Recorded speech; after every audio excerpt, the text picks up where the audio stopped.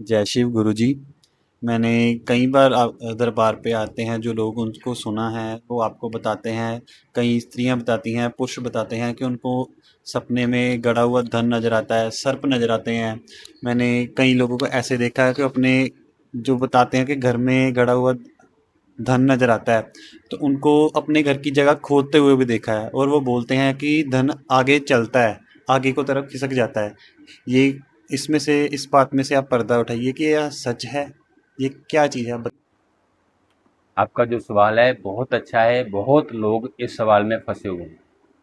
बहुत लोग, बहुत बाबा, बहुत गद्दीदार लोग ऐसे क्या करते हैं, उनके घर में नागों की फोटो लगवा देते हैं, नागों की पूजा चालू करवा देते हैं। जो आज तक जितने भी सर्प देखे गए हैं, जितने भी सर्प देखे गए हैं, उनमें से 80% सर्पों के जो स्वभाव हैं वो बहुत उग्र ही देखे गए हैं। ठीक है ना? कालिका नाग है और भी अन्य प्रकार के नाग हैं, नाग कटकोट का नाग है, इनके स्वभाव उग्र ही देखे गए हैं, हमेशा दूसरों को नुकसान ही पहुंचाते हैं। नंबर दो, स्वप्न में धन और सर्प नजर आना, ये पूर्ण तौर से पितृ दोष की निशानी है। उसके घर में बहुत भारी पितृ दोष होगा। उनके घर में जितनी भी स्त्रियां होंगी वो दबती होंगी रात को, उनके शरीर के ऊपर नील के निशान पड़ते होंगे, उनके कमर में दर्द होगा, उनके कंधे भारी होंगे, रात को खाली सर्प नहीं नजर आएंगे उनको, उनको बहुत तगड़ा तालाब नजर आएंगे, गंदा पानी नजर आएगा, शमशान जलते हुए नजर आएंगे, उनके ही पूर्वजों में से कोई ना कोई मरे उसको नजर आने लगेंगे, उसके ही दादे बाबा मरे हुए नजर आने लगेंगे। सर्प क्या है? उनके घर का कोई पितर है, वो मर गया है, वो कर्म प्रधान जूनी से मुक्त होने के बाद, जब भी इंसान जूनी जब उसकी खत्म हुई, आयु समाप्त होने, उसकी मृत्यु हुई है, वो तुरंत के तुरंत ही प्रेत श्रेणी में गिर गया है। जब भी वो प्रेत श्रेणी में गिरते हैं वो सर्प रूप धारण कर जाते हैं, विषैले हो जाते हैं, बहुत ज़्यादा उग्र स्वभाव वाले हो जाते हैं, वो सर्प के रूप में दिखने लगते हैं। उनके पूर्वज ही धन का दिखना ये दिखाता है कि तुम्हारे पूर्वज तुम्हारे धन दौलत के ऊपर कुंडलिनी मारकर सर्प के रूप जैसे बैठ गए हैं। बस वो धन आगे खिसकता है, ये झूठ है, कुछ भी नहीं है। स्वप्न में जो धन दिख रहा है वो उनको दिख रहा है भी हमारे धन के ऊपर पितर आन के बैठ गए हैं। वो बोल रहे हैं कि जब तक हमारी तुम लोग गति नहीं करोगे, हमारा उद्धार नहीं करोगे, जब तक तुम राम नाम का जप नहीं करोगे, ओम नमः शिवाय का जप नहीं करोगे, ठीक है, दुर्गा माता जी का जप नहीं करोगे, भगवान विष्णु देव का जप नहीं करोगे, हमारा उद्धार नहीं होगा। जब तक तुम लोग जप करोगे तब तक ही हमारा उद्धार होगा। और उनके घर के जो भी सदस्य हैं वो अंडा खाएंगे, मांस खाएंगे, दारू पिएंगे, अपनी स्त्री को मारेंगे, घर में कलेश होगा।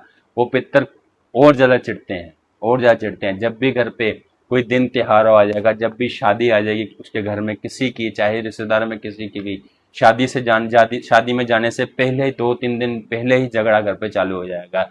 घर पे कोई प्रोग्राम है, घर पे प्रोग्राम करने से पहले ही 2-3 दिन पहले झगड़ा चालू हो जाएगा। कोई दिन त्योहार आएगा, घर में धन की कमी दिखाएंगे, वो पितर दर्शाएंगे। घर में त्योहार से पहले ही घर पे झगड़ा झगड़ा बहुत चालू हो जाएगा। घर में जब भी त्योहार आएगा घर में से समस्त पैसा समाप्त हो जाएगा। ऐसी गरीबी ले आएंगे, वो पितर ला के आते हैं, क्योंकि वो दिन त्योहार पे तुम्हारे घर पे फेरा मारने आते हैं। वो मलिन होते हैं, वो अपना फिर दोष दिखाते हैं। एकमात्र पितर हैं और पितर हैं और पितर हैं, ये सर्प कोई देवता नहीं है। जो देवता होते हैं वो अलग होते हैं, उनका स्वभाव ही अलग होता है। जब वो आते हैं, जिनके घर में सर्प नजर आ रहे हैं, जिनको कोई सर्प दिख रहे हैं, उनके घर में बहुत ज़्यादा सुगंध फैल जाएगी, वो देवता श्रेणी के होते हैं। लेकिन वो भी सर्प नहीं होते हैं, वो कोई ना कोई साधु होते हैं, वो भी पितृ श्रेणी में गिर जाते हैं, वो भी सर्प रूप धारण करने लगते हैं, जहाँ उनके सहायक सर्प बन जाते हैं, जहाँ उनके सहायक सर्प बन जाते हैं।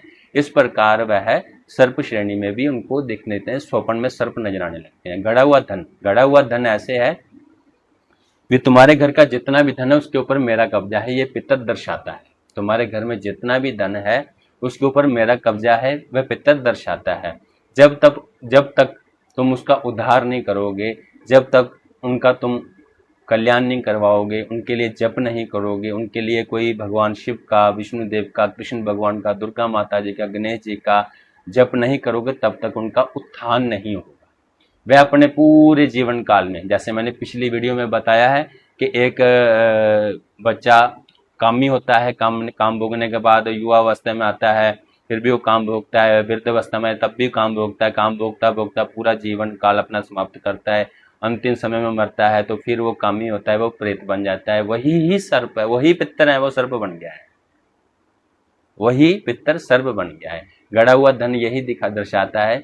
कोई भी अपनी जमीन खो देना, जहाँ पे भी जिसको सर्प का स्वप्न आ रहा है, जमीन में गड़ा हुआ धन का स्वप्न आ रहा है, वहां पे बैठ के मात्र 2 घंटे के लिए रम रामाय नमः, या नमः शिवाय ओम, नमः शिवाय नमः शिवाय नमः शिवाय नमः शिवाय नमः शिवाय ओम का जप करें मात्र 2 घंटे के लिए। उनको रात में सर्प और सपन में जितने भी मलिन जल दिख रहा है, खाली मैदान दिख रहे हैं, वो मात्र 2 घंटे के जब से ही समाप्त होने दिखने लगेंगे।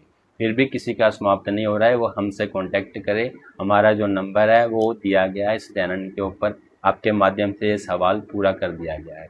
आपने आगे कोई सवाल पूछना है तो पूछ सकते हैं।